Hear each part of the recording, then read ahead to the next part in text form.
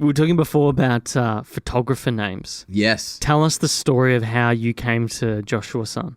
So that's my name. Joshua San is my photographer name, and I've also got CWolf. So they're both like, I guess they're one and the same. But my photographer name was interesting because I took up photography years ago, and I wasn't going to do anything with it. I was just like, I did it for a bit of fun. And there was a guy that was kind of mentoring me at the time, and he's like, you need to have a name so people know your work. And I was like, sweet.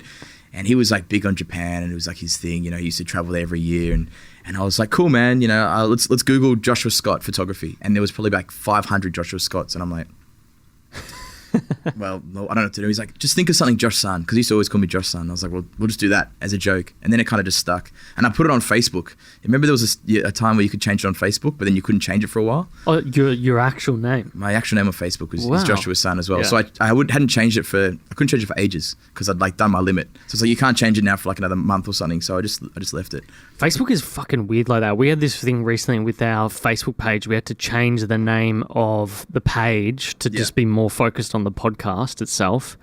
And we had to change it bit by bit by bit. They wouldn't allow, like they'd allow you to do one word at a time, which is fucking weird. Because there's, so I do a bit of digital marketing out of here as well. Yeah. And we've had to change like business names. And like, we want to keep our page, but we've changed the name completely. And they're just like, unless you can just send proof of name changes and all this sort of stuff, they're just like, because they just see it as somebody coming in and jumping on that page. Yeah, it's like, to then spam those people. I'll buy your 1 million liked page for, you know, 100 grand and then whatever. 100%. You know, so yeah, it's pretty annoying though. I like though how photographers have got this thing about getting a name. Like we had 7th Era and North Borders, Liam and Mike on the show. I saw those boys. Yeah, and they it's just funny how people come up with names, and you know, we all sit there watching people on Instagram and think, oh wow, that's such a well thought out name, like it's such a smart name. Yeah. And then you speak to them like, yeah, like I was sort of called San, so Josh San. He said it passingly. And my other one's CWolf, so that's like my artist name as well. Really? CWolf was the weirdest one. So I picked up my first like creative photography gig, and after shooting they're like, what name do we call you? And I was stumped. And I was hanging out with these boys at the time because we were young rap bag rappers, and they had this group called Kokas, which is because they're all Mauritian. Okay. Kokas, whatever. And I was like, oh, I don't know. And I thought of the C from Kokas, and I just didn't know what to say. And I was like, oh, CWolf. And they're like, cool. And I'm like, now I have to stick to that. And then it kind of stuck, and then that became my name as well. And it was like the most random. I thought of it on the spot at Flinders Street Station with like 2 seconds to think of it. I'd made it up on the spot, but it kind of stuck, which was cool. But how did you get into photography? I don't know. So I always did a lot of drawing, and I am very visual with how I see things. So I guess for me, I was working in a factory doing like welding and stuff like that. It was like a real hardworking job. And I just had no other outlets. And all my friends are musicians. Like they're all rappers or they do whatever. And I tried, and I'm real bad. So I would go and hang out with them. I felt like I had nothing to like bring to the table. And I saved some money to travel. And then one night I was drinking with the guys, and I'm like, I'm just going to buy something random. And I just bought a camera. Bought that, tried it out for a bit, and then it just kind of grew from there. So what was do you remember? Was it like a passion thing? I didn't grow up with photography. Like, you know, there's so many stories. I'm like, that's so epic. Like my dad was a photographer and he passed down the camera. I'm like, I got bored and drunk and I bought a camera. Well, the story with Liam and Mike was that they were skateboarding. Yeah. And they wanted to capture, you know, what they were doing. Yeah. And it was like they bought some shit. I think they said they bought a flip phone or a flip camera or something like that. Yeah, that was a thing, I think. That was a real thing. It kind of looked like a camera. It looked like a phone, but it was a camera. Yeah.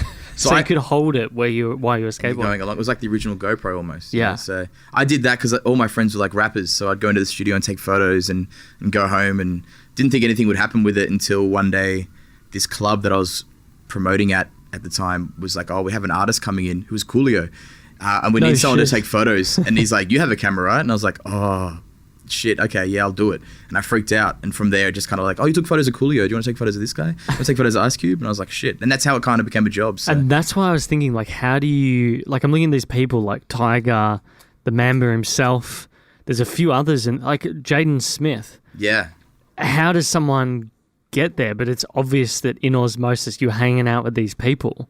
Yeah. This crew of people, and you're sort of in that domain, so to speak. I think a lot of it, and... it's like repetition and like and reputation. Just thought of that. Copyright.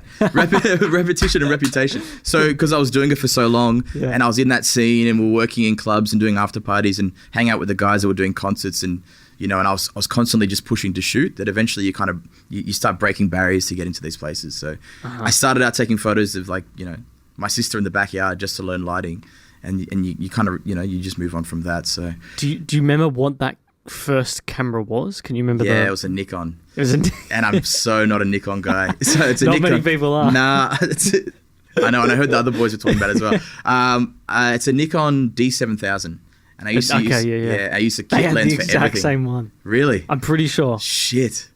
Either there was a 7000 model or was there a 700 model? There's a 700 as well. Okay, it may have been that. Yeah, so it's a good starting camera, and it was good for I guess the kit lens on it was fine, and it was fine to take in the club. And I shot on that even when I switched to Canon, I used that as I used to have it on my side as my little event camera because I kind of learnt on that. And then one day it just fell asleep on me, and I was like, I think I used it for 8 years. Even though I was a Canon guy, I secretly had my little Nikon that I'd take with me because it was my old faithful, like a good luck charm. Sort almost. of like wearing your, like how some AFL and soccer players wear their lucky underwear. Basically, yeah. And it's it's time to change up the underwear every now and then. But yeah, I used to just have it hanging. I wouldn't even use it. I just have it there just in case, So, but I'm rocking the Canon now.